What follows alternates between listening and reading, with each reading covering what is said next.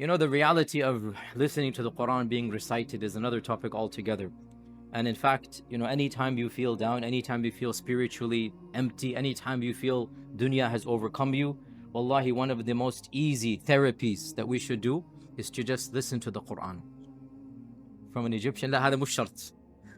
Egyptian is good, but any other Qari is good as well, alhamdulillah.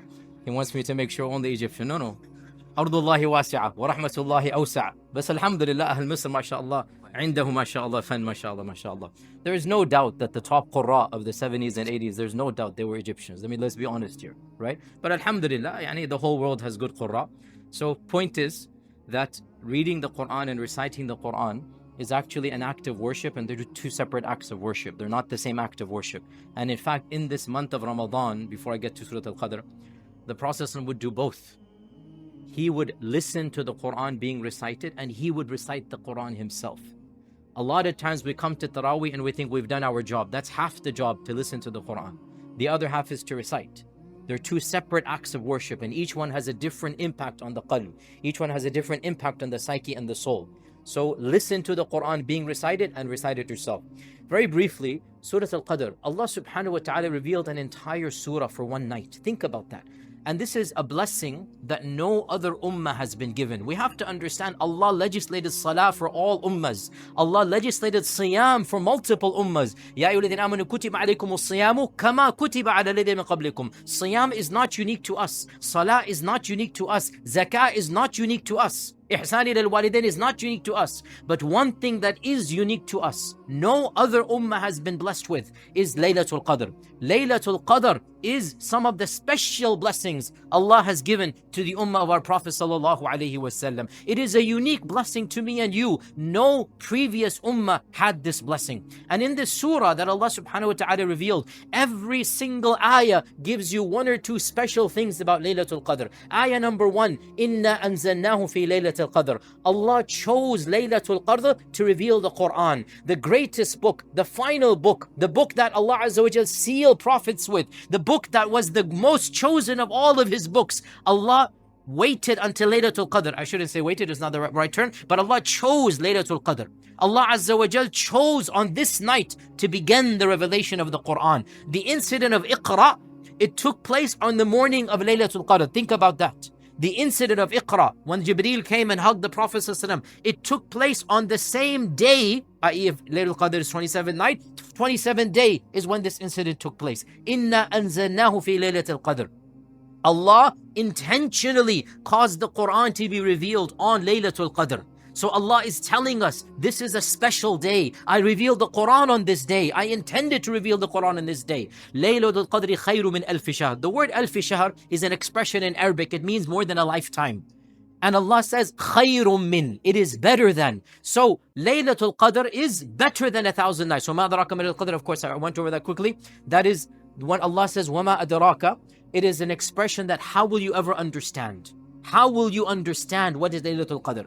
Then to give you one estimation, this one night, Laylatul Qadr is better than your entire life. This one night is more blessed than your entire life, because 1,000 months is 83 years of continuous worship. And as we're all heard, and we've said this so many times, 83 years of living is not 83 years of worship. 83 years of living is frankly less than 5 years of worship. Even if you're a righteous, ultra righteous, tahajjud, praying, qari, reading, even if you're to do the math and you live 83 years, that's less than 5 years of actual pure ibadah. And Allah is saying, this one night will give you not 83, better than 83 months, better than this khayrum 83 years, 1,000 months. And of course, Allah Azza wa Jal mentions Laylatul Qadr in another verse in the Quran, not only in this one. Inna anzalnahu fi laylatin mubaraka. Allah calls Laylatul Qadr Layla Mubaraka. There is no other time frame, there is no other night in the Quran that Allah calls Mubarak. And Mubarak, we know what it means. It means you're gonna stretch whatever you've done until it becomes a lot more. You will be rewarded much more for a small amount on this night. So this night is better than an entire lifetime. Laylatul Qadr khayru min alfi shahr. Not only is it better than a lifetime, It is on this night that Allah Azza wa Jal chooses this globe to be a destination for all of the angels in existence. We have to understand our existence that we see around us. It's much more than our world. And on this night, the angels whose quantity is beyond our imagination. وَمَا يَعْلَمُ جُنُودَ رَبِّكَ إِلَّا هُ. None can count the army of Allah, meaning the angels, except Allah. The number of angels is beyond what the human mind can imagine. وَمَا يَعْلَمُ جُنُودَ رَبِّكَ إِلَّا هُ. None can count this number except Allah subhanahu wa ta'ala. And on this one night, all of them make this earth a target. Why? Because wherever angels come, Allah's sakina follows. Wherever angels come, Allah's rahmah comes with it. Wherever there are angels, there is peace. And so on this night, you have the highest concentration of angels ever. And that's why one of the interpretations of Laylatul Qadr, what does Laylatul Qadr actually mean? One interpretation, Qadr means magnificent, majesty. So Laylatul Qadr, the night of majesty, the greatest night. Another interpretation, the Layla where you have the potential to become majestic, Dhu Qadr, you will become Qadr. A third interpretation, Qadr means to be tight, to be constricted.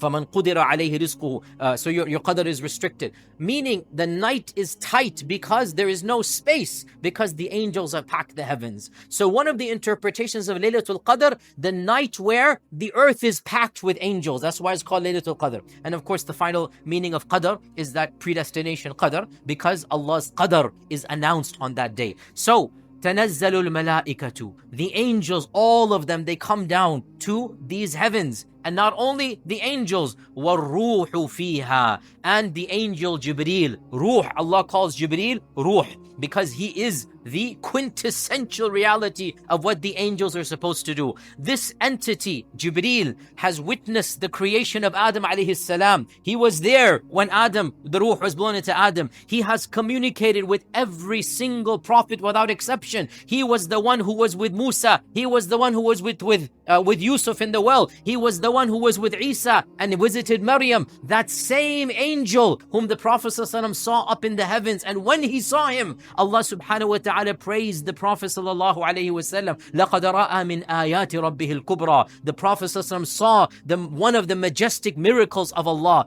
Jibreel is ayat Rabbih al-Kubra. Jibreel is an ayah from Allah, and the Prophet ﷺ saw him in his original form. That angel who never comes to this world after the death of the Prophet ﷺ, khalas, he doesn't come anymore, but he does come only one night of the year.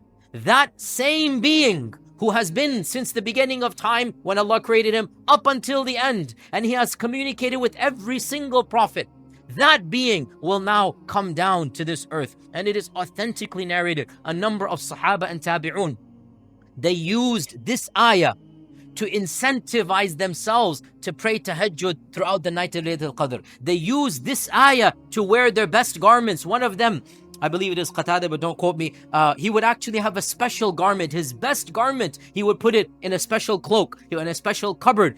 On the nights of Ramadan, he would tell his servant, bring that cloak over there. His servant would say, why? There's no party going on, there's no event, there's no, da'wat, no iftar going on. He goes, subhanallah, Jibreel is coming. Shouldn't I look my best for his presence?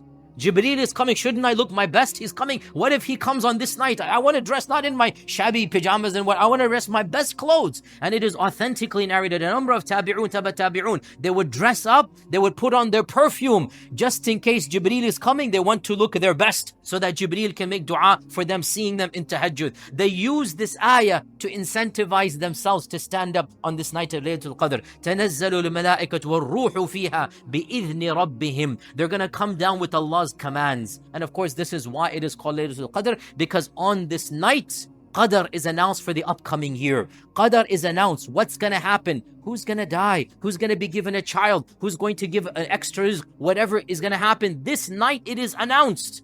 And we know from the hadith, لا يرد القدر إلا الدعاء. The only thing that can change Qadr is dua. The only thing that can change Qadr is dua. That's the only thing.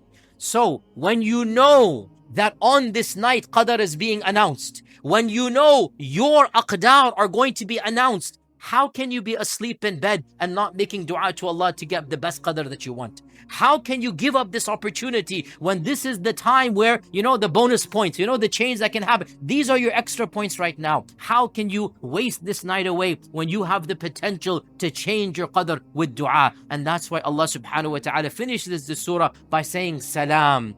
Salam, literally nakira, that's it. Nothing but peace. This whole night is salam. There is no other time frame in the whole Qur'an that Allah has called salam. Think about that. No other time that Allah has called salam. This is the quintessential peace. This night is peace. Everything about it is peace. The angel's presence, Jibreel's presence, Allah's mercy coming down. It's all peace. And then Allah says, but hey, it's only a few hours. هي حتى مطلع الفجر. And if you do the math here, some people have actually done a calculation, every minute is like 2 months. I think they're going a bit too far here because you do the 80 years or 83 years. There's no reason to get mathematical here. But the point is, if you really think about it, every minute is like 2-3 months. Why would you want to waste this time? Whatever you can do, whatever. Now, I understand some people have to go to work. No problem. That is the reality of life. But this night, you should do more than any other night. That is the bar. It's not necessary to spend the whole night if you really have to go to work or kids have to go to school. I understand life is life and Allah wants you to live your life. But if you're able to sacrifice the next day and sleep in a little bit late, excellent. If you're not able to, no other night of the year should be given this much exertion than this night. This should be the highest bar of the whole year. So if you can spend the whole night awake, very good. If not, then as much as you can do, which is reasonable for you according to your schedule. There should be no other night where you spend more time and effort. And final point, what should you do on this night? So many things, but most importantly, I'll just mention two for time's sake.